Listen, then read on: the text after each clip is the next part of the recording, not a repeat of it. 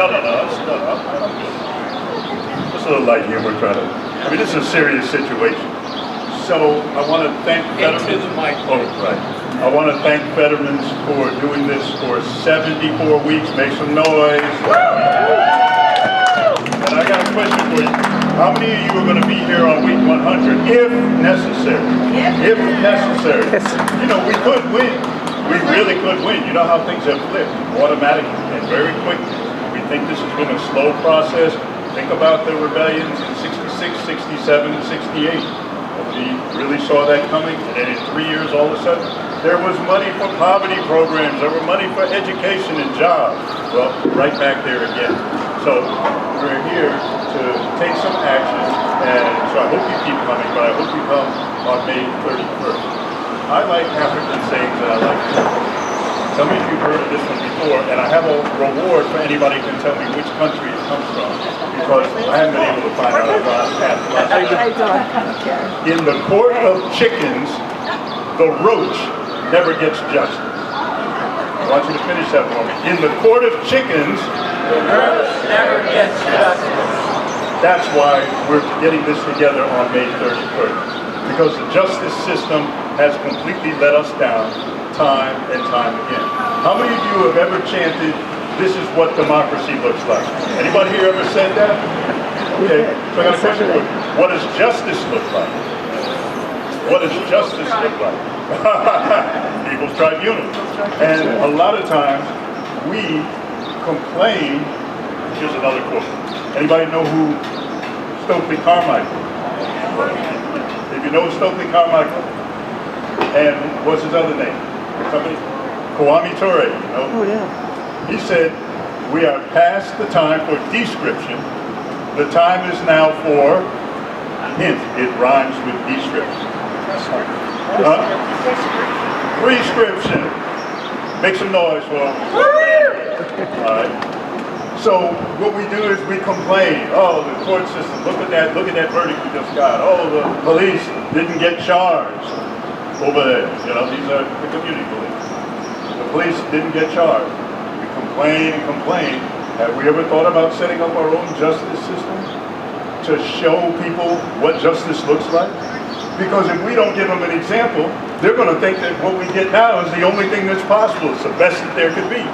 So we have to set an example of how it should be done, so that when people complain, they'll say, "Oh, you know what? We need to do what happened on May 31st. And it's been done. Some of them were named that I've been part of. There are some other ones that you may have heard of. In 1960, we charged genocide, Paul Robeson and others. Anybody heard of that one? Yes. That was a tribunal.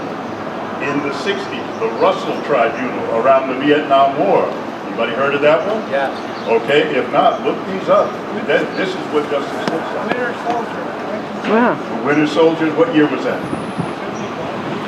Around the same time.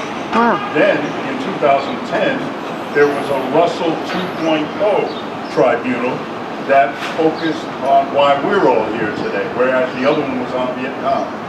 And so should look at it. And so we're within a long line of these. In fact, even some neighborhoods have done it. In Brooklyn, there was a situation where a police car, detective car, ran a red light and hit a family who were standing in front of a store. The ambulance came and took the police and didn't even send another ambulance. So the community is trying to figure out how we're going to call attention to this. Oh, we're going to go to the police station, we're going to here, there, and protest. So what they did, right on the corner where it happened, is they set up a tribunal. Wow. And a state assembly person was the judge. I was the defense attorney for the police. And we had a prosecutor. We held a trial. They were found guilty. The ambulance company was found guilty.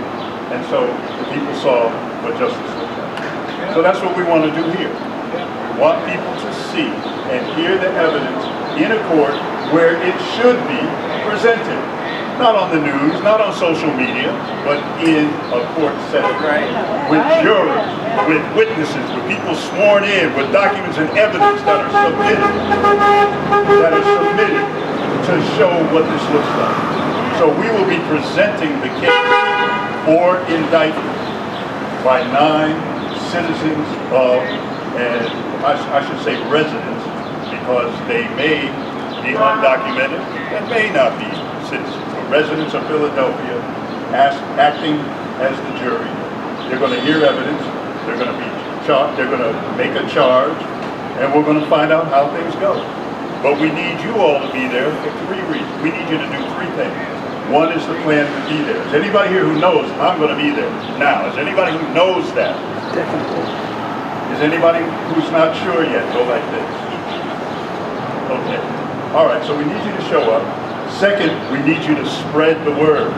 We need lots of people there. We want the message to be that there are so many people who want justice that the room was full. The spillover room was full. There were people outside because that's what gets their attention.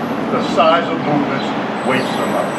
And the third is that we want you to let Terry know if you know any people who have a story to tell, whether it's their family overseas, or if they have any information about campaign contributions, about money to corporations. I'm doing this because Lewis did this. Okay, do we know this trail of money? You know, Deep Throat in Watergate said, if you want to know what's happening, what did he say? What did he say? What did he say? Follow the money. We're going to follow the money, and the money is going to take us to evidence of guilt. So I would like you to show up, spread the word. Any piece of research that you know or find, any website that has any of this information, please share it with Terry and the rest of the team. And I'll see you on May 31st. Yeah.